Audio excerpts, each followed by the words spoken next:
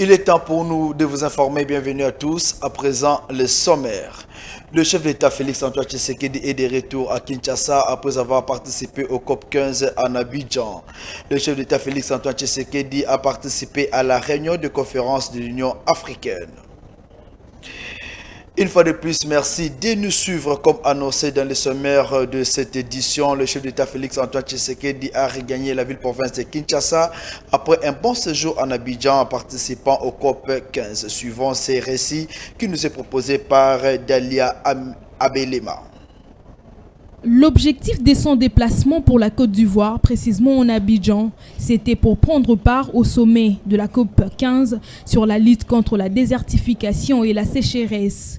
Avant de regagner le sol congolais, son pays, après cette participation à la COP15, le chef de l'État, Félix-Antoine Tshisekedi, a été reçu par son homologue ivoirien Alassane Ouattara. Au cours de leurs échanges, le président ivoirien a remercié Félix-Antoine Tshisekedi Tshilombo pour sa présence et sa contribution sur cette table de réflexion sur l'avenir de la planète. La RDC, qui s'est présentée comme pays solution face aux défis du changement climatique, sa voix a été très entendue et le discours de son président a été très apprécié. Profitant de cette occasion, le chef de l'État, Félix Tshisekedi, a rencontré la diaspora congolaise avant son départ d'Abidjan. Très émis de voir leur président, le Congolais de la Côte d'Ivoire ont exposé leurs doléances au couple présidentiel formulées sous forme de questionnaire verbal.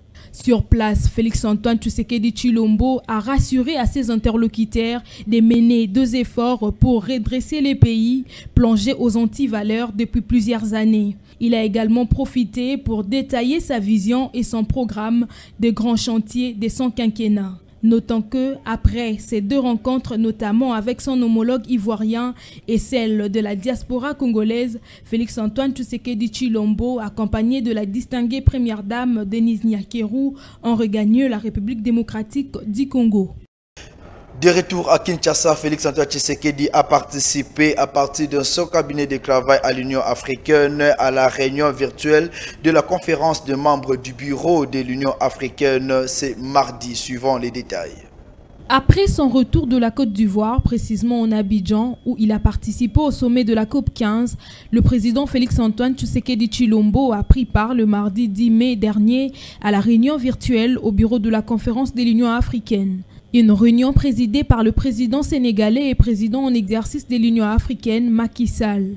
3 temps forts ont marqué cette réunion, à savoir le mot d'ouverture fait par Macky Sall, président de l'Union africaine, les remarques introductives par Moussa Faki, président de la commission de l'organisation panafricaine, et enfin les échanges entre les membres du bureau. En effet, les membres du bureau de la conférence de l'Union africaine ont examiné les questions relatives à l'accès aux vaccins produits en Afrique par les plateformes internationales d'achat et de distribution, l'impact de la crise russo-ukrainienne sur l'Afrique, les élections au Parlement panafricain ainsi que les consultations pour les compléments de la composition du bureau de la conférence de l'Union africaine pour l'exercice 2022. Notant par ailleurs que le président Félix-Antoine Tshisekedi Tshilombo fut prédécesseur de Macky Sall, nouveau président en exercice de l'Union africaine. Renforcement de coopération bilatérale entre la République démocratique du Congo et l'Afrique du Sud. Le Premier ministre Sama Lukonde a été reçu par le président sud-africain Ramaphosa en vue, bien sûr, de renforcer la coopération entre ces 2 pays. Suivez les détails. En croire le ministre de la Communication et des Médias, porte-parole du gouvernement de la RDC, il était question au cours de ces échanges de l'amélioration et du renforcement de la coopération économique entre la République démocratique du Congo et l'Afrique du Sud, notamment en ce qui concerne la mutualisation des efforts pour le développement des chaînes des valeurs dans le secteur minier afin d'améliorer les conditions de vie des populations. Il y a 4 pays qui sont à l'honneur: la République sud-africaine, la République zambienne, le Botswana, la République démocratique du Congo. Au-delà du discours qui a été fait ce matin par le Premier ministre, qui a salué la bonne collaboration entre la RDC et ces différents pays, il y a des contacts bilatéraux que le Premier ministre a engagé depuis hier. Il a échangé avec le président du Botswana spécifiquement sur les possibilités de collaboration en ce qui concerne le diamant. Parce que vous savez que le Botswana s'est beaucoup développé dans le secteur du diamant. Aujourd'hui, avec le président sud-africain, au-delà des liens politiques qui sont forts depuis bien des années, il est question de voir comment on peut renforcer la coopération économique entre les deux pays. C'était ça l'objet des discussions. Il y a eu cette idée de la chaîne des valeurs et la mutualisation des efforts. Il est question de voir avec la Zambie comment nous sommes les deux pays grands producteurs du cuivre et du cobalt. Comment parler de la même voix?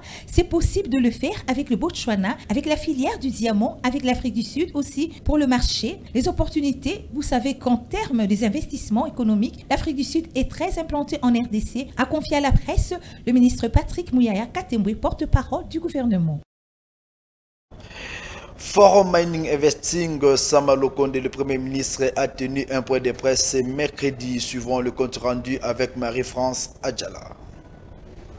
En mettant à profit cette opportunité, il a réaffirmé haut et fort la détermination de la République démocratique du Congo à se positionner en Afrique du Sud dans la production des batteries électriques au regard d'un important gisement de lithium dont dispose le pays. Nous avons l'un des gisements le plus important au monde en termes de réserves de lithium. C'est pour ça que nous voulons nous positionner dans la fabrication des batteries électroniques et plus loin des véhicules électriques. Je donnais la précision. Nous l'avions affirmé lorsque nous avions eu notre business forum, que du point de vue économique, nous avions eu notre business forum, que du point de vue économique, nous avons toute la compétitivité. Cela veut dire la main d'œuvre qui peut être abordable. Nous sommes conscients par rapport à ça. Nous devons collaborer avec les autres pays africains pour pouvoir y arriver. Nous pensons que c'est une question régionale. À partir du moment où nous réduisons les distances et que nous restons dans un équilibre avec les autres producteurs mondiaux, nous serons capables d'atteindre ce défi. Je reste convaincu que c'est un processus enclenché. Vous nous avez vu aller vers la Zambie. Vous nous avez vu réaffirmer cela ici à Indaba avec les autres pays africains, a déclaré le Premier ministre Sama Lukonde. Le chef du gouvernement a par ailleurs rassuré les potentiels investisseurs quant à la question sécuritaire du pays qui reste sous le contrôle des forces de défense de la République qui ménage aucun effort pour emmener la paix dans l'Est et sécuriser les investissements. Le chef du gouvernement de Warrior dit aussi avoir pris des dispositions nécessaires en ce qui concerne l'exploitation artisanale des minerais et la protection des enfants et des femmes enceintes dans les carrières minières. Rappelons que Jean-Michel Sama Lukonde est à la tête d'une forte délégation gouvernementale au Forum Indaba Mining Investing où il a eu l'occasion de présenter les opportunités qu'offre l'RDC dans le secteur minier et dans la transition énergétique face au réchauffement climatique. Votée depuis 2015 à l'Assemblée nationale, la loi portant protection et la promotion des droits des autochtones pygmées a été adoptée au niveau du Sénat, suivant ces récits qui nous est proposé par Kevin Mukunda. Le Sénat a adopté au cours de la plénière tenue ce mardi 10 mai les rapports de la Commission socio-culturelle sur la proposition de loi portant protection et promotion des droits des peuples autochtones pygmées. L'adoption du projet est intervenue après un débat général au cours duquel les sénateurs ont soulevé plusieurs inquiétudes quant à la base juridique de cette proposition de loi. Pour certains élus ces textes offriraient un statut spécial aux peuples autochtones pygmées au détriment des autres peuples en leur accordant plusieurs avantages. D'autres sénateurs sont allés plus loin en taxant les textes de discriminatoires et stigmatisants. Des allégations balayées par les membres de la commission socio-culturelle dans leurs réponses, soutenues par les présidents du Sénat Modeste Bahati, qui étaient intervenus là-dessus. Déjà voté en première lecture en 2015 par l'Assemblée nationale de la 10e législature de la 3e République, cette loi va permettre à la RDC de se doter du cadre juridique adapté pour déterminer les principes fondamentaux et la promotion des pygmées en tant que groupe autochtone vulnérable. Une fois promulguée par les chefs de l'État, cette loi garantira particulièrement aux pygmées les facilités d'accès à la justice, aux services sociaux de base et de jouir pleinement des terres et ressources renfermant dans leurs milieux de vie respectifs. Une forte délégation des membres de la communauté des peuples autochtones pygmées a participé à la plénière du 10 mai dernier. Nous sommes ici en République démocratique du Congo, élection 2023. Matata Ponyo, l'ancien Premier ministre, a rencontré Martin Fayulu, l'ancien candidat aux élections présidentielles de 2018, en vue d'analyser les points qui font mal et surtout la loi électorale en République démocratique du Congo. Suivant les détails. C'est une réunion de prise de contact. Et comme vous le savez, nous avons été cooptés et désigné comme président national d'un parti politique, le LGD, Leadership et Gouvernance pour le développement, et un parti qui s'est inscrit dans le bloc de l'opposition. Et il était donc important que nous puissions rendre visite à tous les grands animateurs du bloc de l'opposition. Comme vous le savez, Martin Fayulu était un des responsables de l'opposition. Voilà, vers le bloc patriotique. Bon, écoutez, c'est un bloc qui, pour le moment, rassemble, disons, tous les partis de l'opposition, mais aussi des mouvements citoyens et laïcs. Et donc, je crois que nous avons aussi abordé cette question, d'autant plus que nous avons fait le tour d'horizon de toutes les grandes questions qui sont aujourd'hui gérées par l'opposition. Vous avez abordé aussi la question de la candidature unique de l'opposition aux élections 2023. Non, ça, ce sont des questions qui pourront suivre, parce qu'aujourd'hui, c'était la question de faire un tour d'horizon général. Mais je le souligne, Martin, c'est quelqu'un que je connais depuis bien longtemps, on a d'excellents rapports et donc c'est une sorte de retrouvailles. Merci. Justice en bref, procès 100 jours, c'est aujourd'hui que s'est ouvert à la cour d'appel de la Gombe. Le procès 100 jours en rapport bien sûr avec ce qui s'était passé, la condamnation de Vital Kamerhe qui doit être revue.